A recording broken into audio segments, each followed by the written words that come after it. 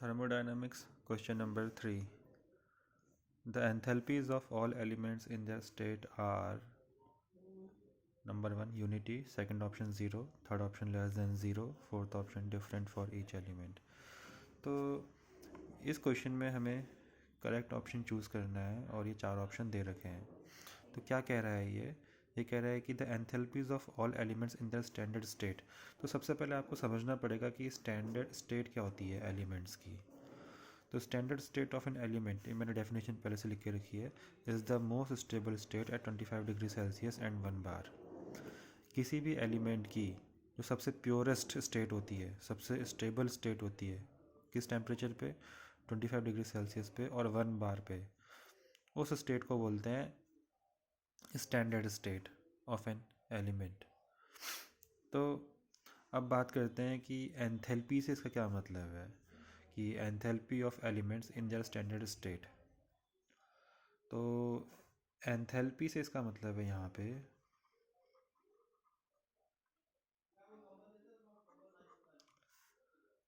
किसी सब्सटेंस के, किसी एक मोल सब्सटेंस को बनाने में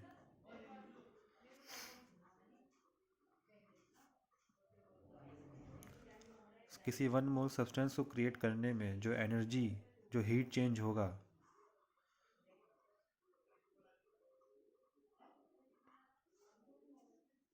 उसको, उसका मतलब यहाँ पे एंथैल्पी से है. 1 मोल सब्सटेंस को क्रिएट करने में जो हीट चेंज होगा, और बाय द वे किससे क्रिएट करने में? From constituent elements.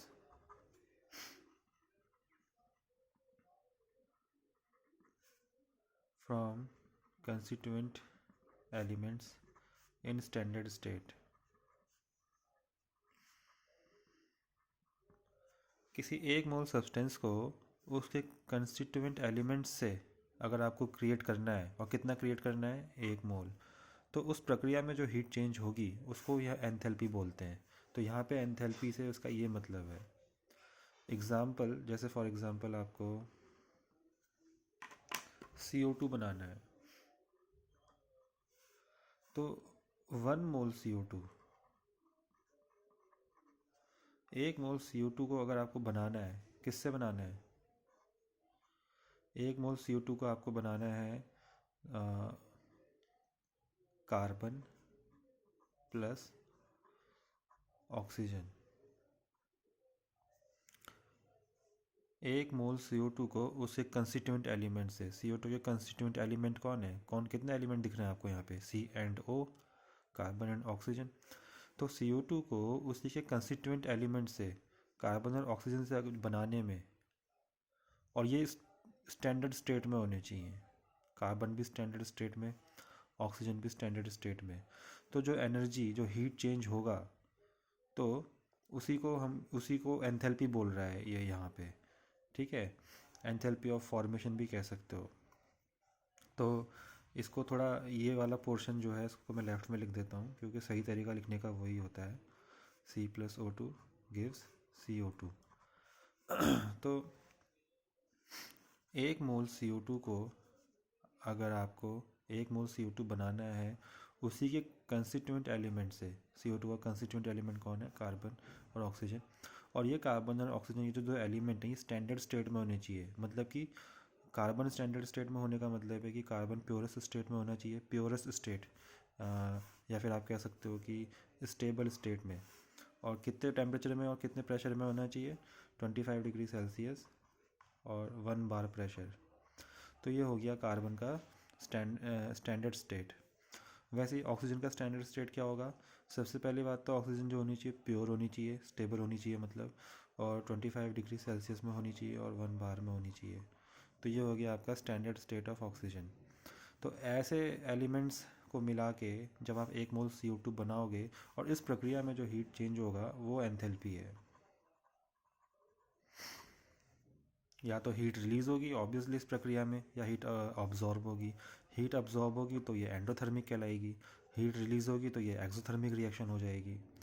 तो अब आते हैं मेन क्वेश्चन में. अब आपको मैंने बता दिया कि स्टैंडर्ड स्टेट ऑफ एलिमेंट क्या होता है, एंथैल्पी से इसका क्या मतलब है. अब आते हैं मेन क्वेश्चन में. Enthalpy of element in the standard states are. तो भाई इसका आंसर है 0. क्यों है इसका आंसर 0? क्या मतलब है इसका? Enthalpy of all elements in the standard state, इसका मतलब ये है कि किसी एलिमेंट से आपको एक मोल एलिमेंट क्रिएट करना है। एलिमेंट की स्पेलिंग थोड़ी गलत हो गई, इसको काट देते हैं। आपको एक मोल एलिमेंट क्रिएट करना है और खुद उसी की मदद से करना है। आपके पास कोई एलिमेंट है जो स्टैंडर्ड स्टेट में है, यानी कि सबसे स्टेबल स्टेट, कितने टेम्परेचर पे? 25 डिग्री सेल्सियस पे और 1 बार पे। उसकी मदद से आपको वही एलिमेंट क्रिएट करना है। तो भाई हीट चेंज कितना होगा? 0। एग्जाम्पल, जैसे मान लो ऑक्सीजन से आपको ऑक्सीजन क्रिएट करनी है। आपके पास ऑलरेडी ऑक्सीजन स्टैंडर्ड स्टेट में है। आपके पास ऑक्सीजन ऑलरेडी स्टैंडर्ड स्टेट में है, ये एक एलिमेंट है, और उस एलिमेंट की मदद से आपको, ऑक्सीजन की मदद से आपको ऑक्सीजन ही क्रिएट करनी है। तो भाई इसमें तो एनर्जी की कोई रिक्वायरमेंट लगेगी ही नहीं, ना इसमें एनर्जी अब्जॉर्ब होगी, ना इसमें एनर्जी रिलीज़ होगी, क्योंकि ऑलरेडी आपके पास ऑक्सीजन पहले से ही बना हुआ है स्टैंडर्ड स्टेट में। तो उसकी मदद से अगर आपको ऑक्सीजन क्रिएट करनी है तो हीट चेंज कितना होगा? 0। तो इसीलिए enthalpy of all elements in their standard state are 0। जब आप एलिमेंट्स की मदद से कंपाउंड बनाते हो, जब आप एलिमेंट्स की मदद से कंपाउंड बनाते हो, जैसे यहाँ पे है, एक एलिमेंट और दूसरा एलिमेंट अपने प्योरेस्ट स्टेट में है, दोनों कंबाइन हुए और एक कंपाउंड बना दिया CO2, तो इसमें तो हीट चेंज होगा, या तो ये रिएक्शन एंडोथर्मिक होगी या एक्सोथर्मिक होगी। लेकिन अब कार्बन से कार्बन बनाना है, ये कार्बन भी अपने स्टैंडर्ड स्टेट में है और ये कार्बन भी अपने स्टैंडर्ड स्टेट में है, तो हीट चेंज कितना होगा? 0। ऑलरेडी बना हुआ है वो, कुछ एंथैल्पी चेंज 0 होगा, एंथैल्पी 0 होगी, हीट चेंज 0 होगा, ना हीट रिलीज़ होगी ना अब्जॉर्ब होगी। तो जब किसी एलिमेंट से जो कि स्टैंडर्ड स्टेट में है आपको वही एलिमेंट बनाना है खुद से, तो 0। समझ में आया?